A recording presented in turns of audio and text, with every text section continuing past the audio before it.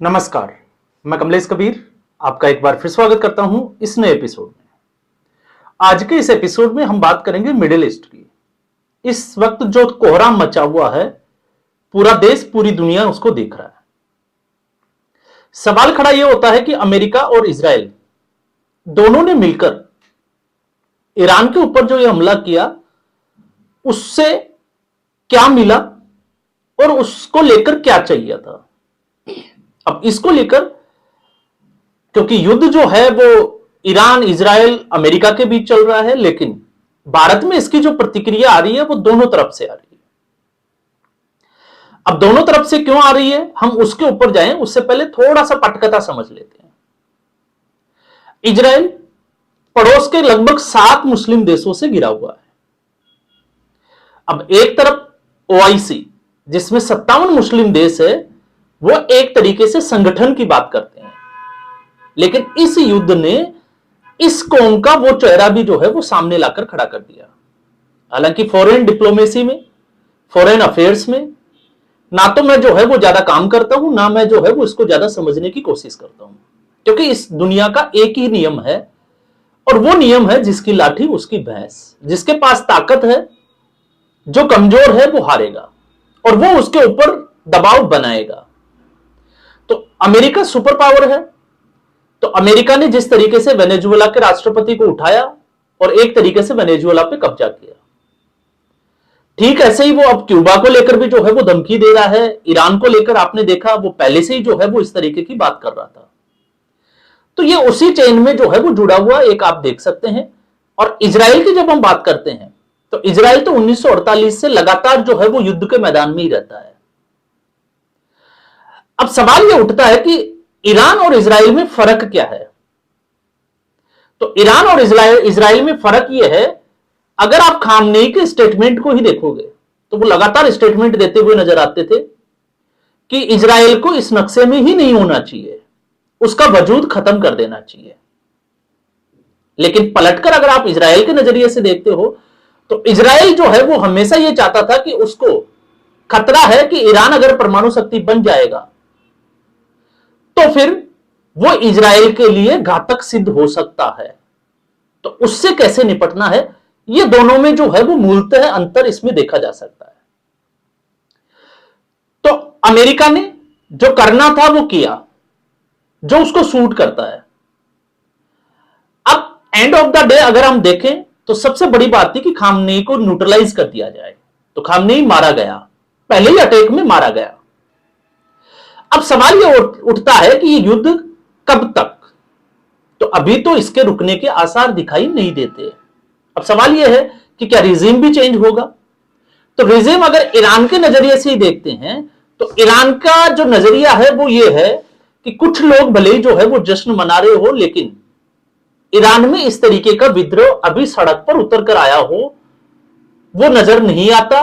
और अमेरिका को यह लग रहा था कि जिस तरीके से श्रीलंका, पाकिस्तान, इसके अलावा बांग्लादेश और नेपाल, तो शायद ठीक उसी तरीके से, और आप देखिए कि अमेरिका इस तरीके की बात भी कर रहा है, इजराइल भी इस तरीके की बात कर रहा है कि अब ईरान की जो आवाम है उसको सड़कों पर उतरकर विद्रोह करना चाहिए, क्योंकि वो चाहते हैं अपने पैरों को पीछे खींचना।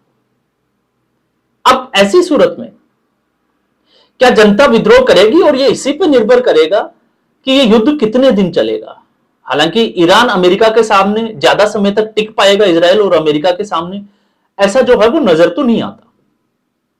लेकिन फिर भी जब हम इसको ओआईसी के नजरिए से देखते हैं तो ईरान ने क्या किया। ईरान ने अबू धाबी में अटैक किया, ईरान ने जो है वो बहरीन पर अटैक किया, कतर पर अटैक किया, लेबनान में अटैक किया। अब सवाल यह उठता है कि अपनी ही जो सॉवरेनिटी की जो बात करते थे, मुस्लिम संगठन की बात करते थे, तो ईरान ने तो वहीं जाकर जो है वो अटैक किया, भले किया वो यूएस के एयरबेस जो थे वहां पर, लेकिन अटैक तो किया और लगातार जो है वो अटैक करता ही जा रहा है। तो आप सोचिए, दुबई जैसा देश भी अब सुरक्षित महसूस नहीं होता। तो ऐसी स्थिति में जो चल रहा है वो पूरा देश, दुनिया देख रही है, सबके अपने अपने मत है। लेकिन भारत की जब हम प्रतिक्रिया की बात करते हैं तो इस वक्त जो सरकार है उसका स्टैंड इजराइल के साथ है डेफिनेटली, क्योंकि प्रधानमंत्री नरेंद्र मोदी इजराइल जाके आए हैं। जाहिर सी बात है, भारत जो है वो इस वक्त और पिछले 10 साल में जो भी सैन्य शक्ति को बढ़ाने के लिए जो काम करना था वो भारत ने किया है। इसमें कतई जो है वो हमें ये संशय नहीं करना चाहिए कि नहीं किया। अब सवाल ये उठता है कि इसकी जरूरत क्यों थी। तो आज के संदर्भ में मिडल ईस्ट के नजरिए से हमें यह देखना होगा कि भारत को जो है वो रक्षा बजट बढ़ाने की जरूरत क्यों है। भारत के जब परमाणु परीक्षण किया तब भी भारत में ही रह रहे कुछ नेताओं ने, राजनीतिक दलों ने उसका विरोध किया, बावजूद उसके परमाणु परीक्षण किया गया। तो आज उसकी जरूरत महसूस होती है कि ऐसा क्यों किया गया। और अब जो सवाल जो है मेन, जिसकी हम सवाल की बात करते हैं, तो आम आदमी पार्टी जब से अरविंद केजरीवाल और मनीष सिसोदिया बरी हुए हैं, तो आप देखिए उसकी भाषा ठीक वैसी ही हो गई जैसे पहले थी। तो जनता जो है वो सब कुछ देख रही है। लेकिन उससे भी बड़ा जो कल देखने को मिला, जम्मू कश्मीर में शिया मुसलमान, क्योंकि ईरान का जो लिंक है वो सीधे तौर पर शिया मुसलमानों से है, तो विरोध प्रदर्शन हुए। एक जिसको हम कहें कि मातम में रैलियां निकाली गई। अब आप देखिए कि ईरान और जम्मू कश्मीर, इन दोनों का क्या लिंक है। क्योंकि इससे पहले पहलगाम का जब अटैक हुआ तब आपको इस तरीके का विरोध प्रदर्शन देखने को नहीं मिला। आवाम ने घड़ियाली आंसू जरूर पाए, और वो घड़ियाली आंसू इसलिए नहीं थे कि हिंदू जो है वो मारे गए, वो इसलिए थे क्योंकि उनको उनकी औकात का पता था कि अगर देश भर से पर्यटक नहीं आएंगे तो जम्मू कश्मीर में उनकी रोजी रोटी के ऊपर ताले लग जाएंगे। तो वो घड़ियाली आंसू इसलिए थी कि हम रोएंगे, आप लोग देखोगे, भावनाओं में बहोगे, आपको लगेगा कि हम आप लोगों के साथ है, और घाटी में अमन और चैन की, जिसको हम कहें कि कश्मीरियत जो है वो जिंदा है, उसको लेकर पर्यटक फिर लौट आएगा। ये सिर्फ और सिर्फ उसी का एक नतीजा था, हम कह सकते हैं उस सोच का नजरिया था। लेकिन लेफ्ट लिबरल वालों को लगा कि देखिए जम्मू कश्मीर की आवाम जो है वो क्या सोचती है, जम्मू कश्मीर की आवाम क्या सोचती है, आज फिर जो है वो नजर आने लगा। जब वो सद्दाम हुसैन और खामनेई को लेकर विरोध प्रदर्शन कर रहे हो और मातम में रैलियां निकाल रहे हो, जबकि खामनेई का अगर आप रिकॉर्ड देखोगे तो 9 साल की बच्चियों का जो विवाह है उसकी उम्र का जो तय किया गया वो भी उनके द्वारा ही तय किया गया था। तो ये जो फर्क है, जो भारत में क्या फर्क पड़ रहा है, तो भारत में एक बार फिर ये कौम जो है वो एक्सपोज हो गई। 1947 से अब तक अगर आप देखोगे तो भारत का इस वक्त पड़ोसी और प्रतिद्वंदी के रूप में आप पाकिस्तान को देख सकते हो। लेकिन जब भी बात भारत और पाकिस्तान की आती है तो इन लोगों का झुकाव पाकिस्तान की तरफ होता है। इन पार्टियों के नेताओं का झुकाव भी जो है वो पाकिस्तान की तरफ होता है। महबूबा मुफ्ती का आप स्टेटमेंट देख लीजिए या उमर अब्दुल्ला का स्टेटमेंट देख लीजिए, और उससे भी परे अगर आप सच्चाई की बात करोगे तो सच्चाई का जो, जिसको हम कहें कि जब हम फैक्ट्स पे जाते हैं तो उसको आप किस तरीके से मापोगे, उसको आप माप सकते हो पीओके से और भारत का जो ऑक्यूपाइड कश्मीर है उन दोनों से, जो हिस्सा भारत का है और जो पाकिस्तान का है। आपको रात दिन का फर्क जो है वो साफ तौर से देखने को मिलेगा।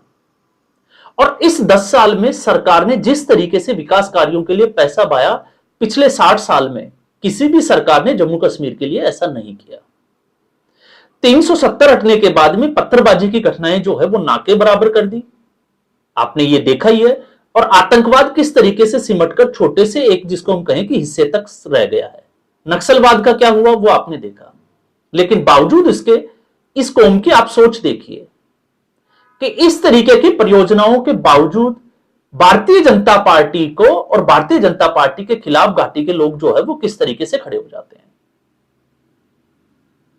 तो मुझे लगता है कि जिन लोगों को आज भी ये लगता है जमहूरियत, कश्मीरियत, तो उन लोगों को गंगा जमुना तहजीब तो ये सिर्फ कागजों में और कहने के लिए कथाओं में जो है वो अच्छी लगती है। धरातल पे आज भी जो है वो सच्चाई अलग है। भारत की डिप्लोमेसी सरकार के साथ जो है वो बदलती है, राजनीतिक पार्टियों के साथ, और वो हर देश की जो है वो डिप्लोमेसी बदलती है। लेकिन सवाल यह उठता है कि आज हम लोग सुरक्षित कहां है। आज आप देखिए कि कितना बड़ा एक एक्सपोजर हुआ है कि लोग जो है वो दुबई में जाते हैं क्योंकि उन लोगों को लगता है कि वो वहां पर सुरक्षित है। और आप एक छोटा सा, जिसको हम कहें कि ईरान ने अबू धाबी में बुर्ज खलीफा के पास विस्फोट करके ये दिखा दिया पूरी दुनिया को कि दुबई शहर सुरक्षित नहीं है। तो फिर ऐसी स्थिति में भारत जो है उसकी स्थिति खराब कैसे हो सकती है? लेकिन फिर भी कुछ लोग हैं जो लेफ्ट लिबरल से आते हैं, या मैं कहूंगा कि मोदी विरोध में इतने अंधे हो चुके हैं कि मोदी अगर किसी व्यक्ति की प्रशंसा करे और किसी व्यक्ति के साथ खड़ा दिखाई दे तो इनका काम है उसी वक्त रोना धोना शुरू करना और उस व्यक्ति को गालियां देना, यह नहीं देखना कि वो व्यक्ति है कौन। और यही स्थिति इस वक्त इन राजनीतिक दलों की हो चुकी है। साइड इफेक्ट क्या होंगे? युद्ध से जो है वो पूरी दुनिया को नुकसान होता है। आपने देखा आज ही के दिन सुबह जब आप टीवी ऑन किया होगा तो आपको खबर का पता चल ही गया होगा कि कच्चे तेल के जो दाम थे उनकी कीमतों में उछाल आ गया है, बढ़ गई है। तो आने वाले समय में, क्योंकि 10 से 11 देश ऐसे हैं जो अब इस आग में जो है वो झुलस रहे हैं, तो ऐसी स्थिति में आने वाले दिनों में कच्चे तेल की कीमतों में जो है वो इजाफा होगा, सबको पता है। लेकिन अमेरिका जो चाहता था, अमेरिका वो कर रहा है। और जब हम ये कहते हैं कि जिसकी लाठी उसकी भैंस, तो 24 अक्टूबर 1945 को जिस यूएन की स्थापना की गई थी, उस राष्ट्र संघ की जो शांति सुरक्षा जो परिषद है, आज वो जिसको हम कहें कि पैरालाइज्ड नजर आती है। आखिर उस संस्था का महत्व क्या है आप देख लीजिए, इससे ही आपको समझ में आएगी। लोग जो है वो संयुक्त राष्ट्र संघ की दुहाई देते हैं, मामले को यूएन में ले जाने की बात करते हैं। तो यूएन कितना कारगर है आप खुद सोचकर देखिए। क्या रसिया और यूक्रेन का युद्ध रुकवा पाया? क्या किसी के ऊपर सैंक्शन लगाया पाया? किसी के ऊपर एक्शन ले पाया? नहीं ले पाया। अमेरिका ने वेनेजुएला में जो किया, क्या अमेरिका को पनिश किया? अमेरिका के खिलाफ एक शब्द भी बोला? बिल्कुल नहीं बोला। और अब अमेरिका ने जो किसी दूसरे देश की, हम कह सकते हैं कि एक सॉवरेनिटी वाले देश की, संपूर्ण जो देश है उसकी नीतियों के खिलाफ जाकर, आप सहमत भी हो सकते हैं, आप असहमत भी हो सकते हैं, लेकिन आप उसके खिलाफ जाकर इस तरीके का एक्शन लेते हो। पाकिस्तान और अफगानिस्तान के बीच में जो है वो लड़ाई छिड़ी हुई है। यूएन का रोल क्या है? तो कुछ भी नहीं है। इसलिए जो सुरक्षित है, जिसके पास हथियार है, जो मजबूत है, वो इस वक्त जो है वो शांति का पूरे तरीके से हकदार है। और जिसके पास नहीं है तो वो कितने ही जो है वो बड़बोलेपन दिखाएं, कितना ही वो ज्यादा जो है वो औकात से जाकर बोले, आप देखिए उनका नतीजा एक ही है कि सीधे तौर पर वो बेहतर हुरों के पास पहुंच जाएंगे। और यही होता हुआ इस वक्त दिखाई दे रहा है। अब तय हमें करना होता है कि हम किसके साथ खड़े हैं, अपने देश के लिए, अपनी सुरक्षा के लिए, या फिर उन लोगों के लिए जो सिर्फ और सिर्फ एक वोट बैंक बना हुआ है और उनको लगता है कि इस वोट बैंक को हासिल कर लिया जाए तो वो सत्ता में बने रह सकते हैं। तो आज के एपिसोड में बस इतना ही। उम्मीद करूंगा वीडियो एपिसोड आपको पसंद आया होगा। वीडियो को लाइक करें, शेयर करें, चैनल जरूर सब्सक्राइब करें। धन्यवाद।